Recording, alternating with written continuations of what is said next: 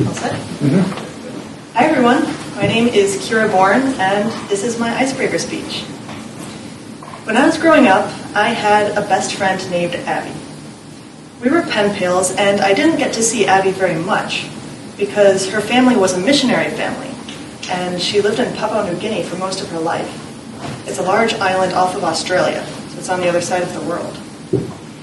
And when I last saw Abby in person, I was 11, she was 12, we were at my parents' house, and she was heartbroken because her family had left Papua New Guinea for the last time.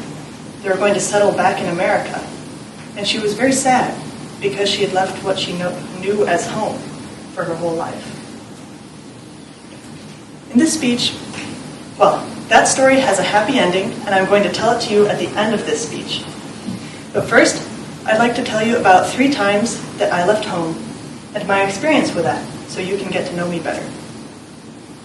The first time I left home was 7 years ago.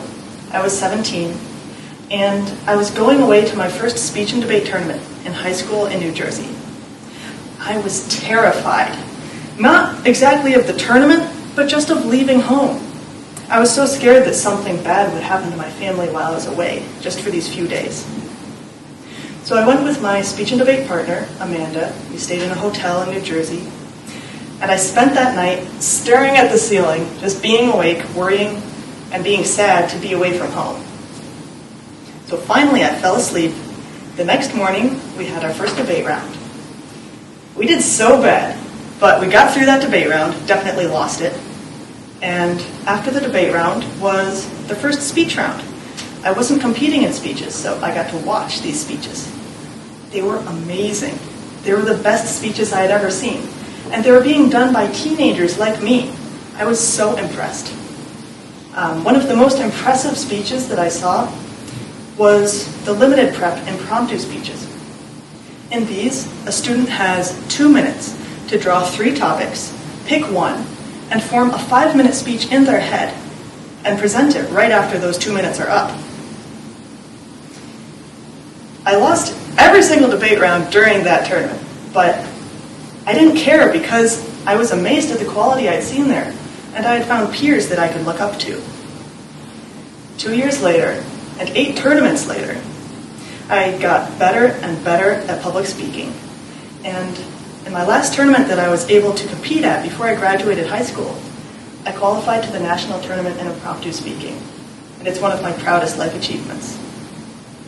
The second time I left home was for graduate school. It was in fall of 2017, just 2 years ago. When I was in college, I always felt that as a good student, I should go on to graduate school. It's what good students do. I don't believe that anymore, but I thought so at the time. So in the 2 months leading up to my departure for graduate school, I just felt this foreboding in my bones that this wasn't something enjoyable for me to do. Something bad was going to happen. I wasn't excited for what I was going to do. I ignored these feelings, and I went anyway. I went to pursue a Master of Fine Arts at the Rochester Institute of Technology in filmmaking. And I moved in, and I started that semester. But I was miserable. I missed my family. I missed my boyfriend. I didn't fit in with the students. It was Hollywood-style filmmaking. I'm an independent documentary filmmaker. I make films with that camera. So I stuck out that semester, and by the end of the semester, I ran home, didn't look back, and married my husband. I'm very happy. And that's the 3rd time that I left home. It was to marry my husband last summer. A week after we got married, we had both left home to form a new home together. We went on our honeymoon, which my husband planned. It was a week in the Adirondacks. And even though I've lived here my entire life, I have never gone to the Adirondacks. I love nature. I explored my hill growing up all over the place. And when we went there and I saw these acres of wilderness and the lakes and the mountains, I fell in love. It was amazing. And I had to leave home to find a new home in the Adirondacks and with my husband. There's a quote from Oliver Wendell Holmes, that goes, "Where we love is home. Home that our feet may wander, but not our hearts." Going back to my friend Abby. Last year, Abby was able to go back to Papua New Guinea on a missions trip, and it kind of connected her feelings of longing to go there for so long. And she realized that she now had two homes. She had a home in America, where she's been living for many years, and she had a first home in Papua New Guinea.